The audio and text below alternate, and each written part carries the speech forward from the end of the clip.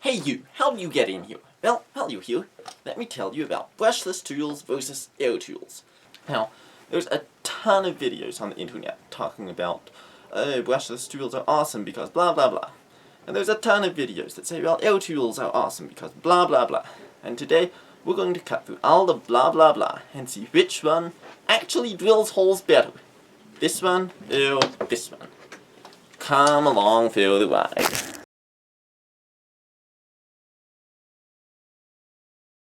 Now somebody told me that this is a piece of 1/8 inch angle iron, and since I wouldn't know for myself, I'll just take their word for it. They also told me that this was a freshly sharpened 5/16 inch drill bit. And I guess I'll be drilling some test holes, and I'll report back on how long it takes.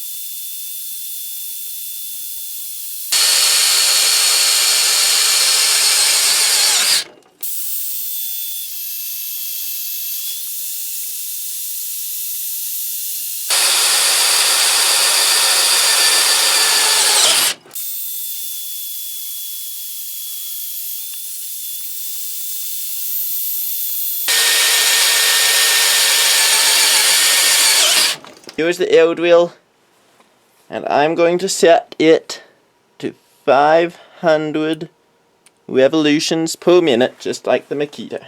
Let's go!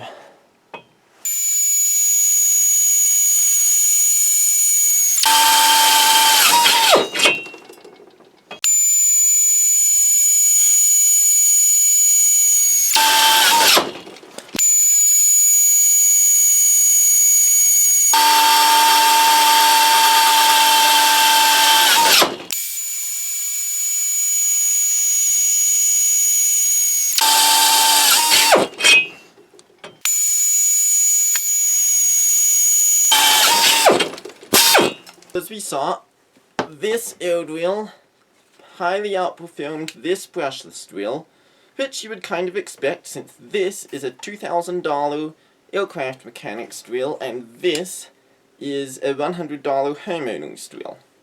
One of the biggest challenges electric tools face is heat, especially this one. This drill, being brushless, has a bunch of transistors inside. Those transistors, I forget what it is, but every few degrees the temperature goes up, cuts their life by some factor. So, let's say for instance it was 10 degrees Celsius or 20 degrees Fahrenheit. That cuts the life in half. You go up another 20 degrees Fahrenheit, that cuts the life in a quarter. Also, heat softens insulation, it softens varnish on windings, and eventually something shorts out, something burns out, and your tool just became scrap. But it gets worse. If I'm running this drill like this, say I'm running a big hole saw or something, then it has to put a lot of amperage through the metal windings to give enough torque to turn that hole saw. And heat buildup is proportional to the square of amperage. So that means an awful lot of heat buildup. And to top it all off, there's a fan in here. That fan is directly linked to the motor, so the fan is running slow, and that means cooling isn't going to happen very well. So for round 2, let's measure heat buildup in the brushless drill versus the air drill. Now if you know anything about air tools, these things get colder as you use them because of the expansion of air in the motor. That is great, but let's measure it. The starting temperature of the Makita drill is 36.7 degrees Fahrenheit. Here is a freshly sharpened 3-inch hole saw. I'll now put it into the drill and see how long it takes to saw a hole. I will measure the temperature of the drill after sawing 2 holes in this piece of metal. This will represent a challenge both for the drill and for me to hold on to it.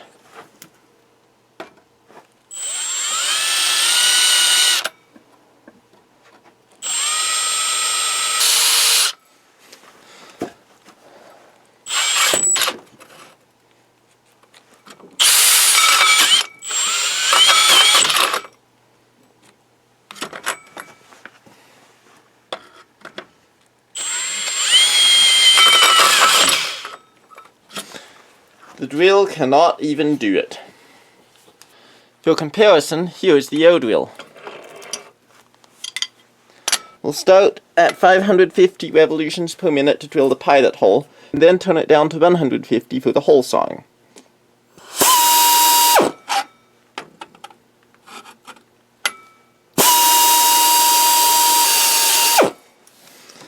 Set at 150 revolutions per minute. Let's get sawing.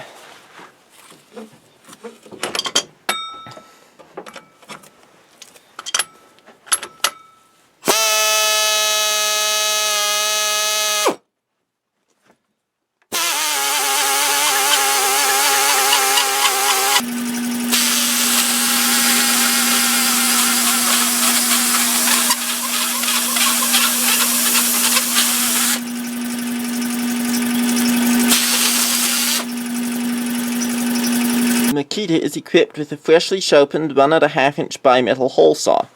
In the name of safety, I will not be timing this test, because when I get in a rush with one of these things, it always tries to bite me. This is exclusively a test to see how the Makita does through temperature rise.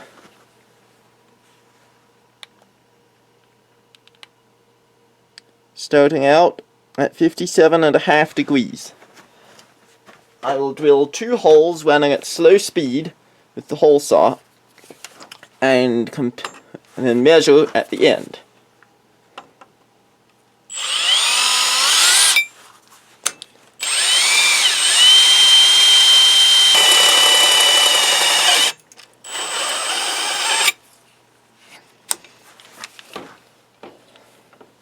Let the hole sawing begin.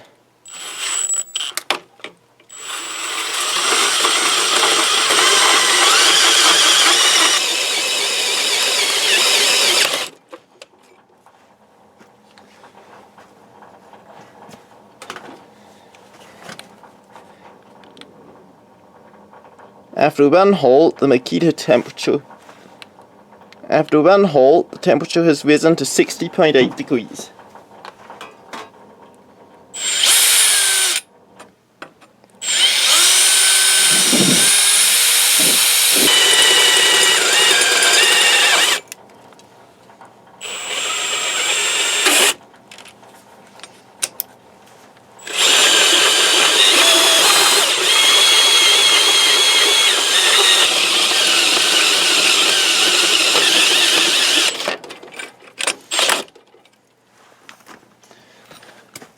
.66 degrees. Inside it appears to be closer to 76 degrees. Overall, the Makita drill did well with that hole saw, but compare to the air drill.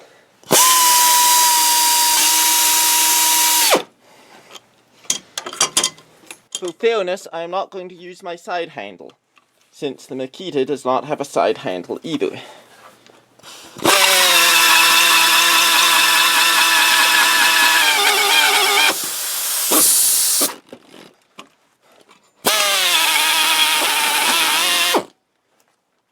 The air drill just ate that for lunch. And its final temperature, 35 degrees. For reference, the temperature of my shop is 52 degrees.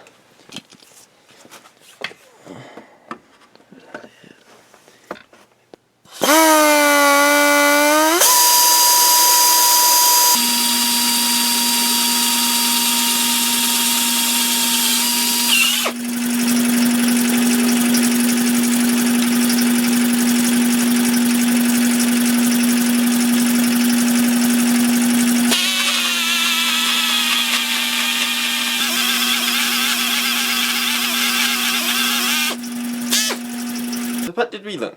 We learned that this air drill has more power, more torque, runs cooler, and in general just drills holes better than this brushless drill, especially when it's a tough hole to drill. But that's not the end of the story. I would say this brushless drill feels like using a really nice drill. This air drill feels like using a handheld drill press. And in reality, it almost is. This drill press I'm standing right next to has a 0.5 horsepower motor. This air drill has a 0.7 horsepower air motor in it. And since it's an air motor, it will actually live up to its specifications, unlike many smaller universal motors. I use both these tools on pretty much every project.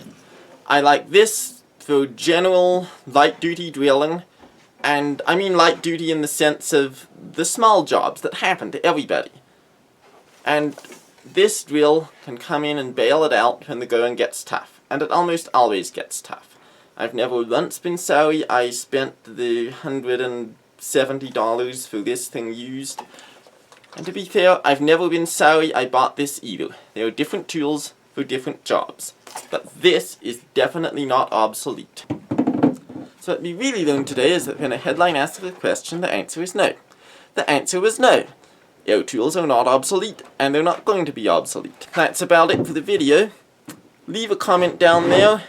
Make sure to give a nice thump to that like button, and some friendly little taps to the subscribe button. I really like it when you hit the subscribe button. Makes my day so much better. And I'll see you next time. And until then, go build something amazing.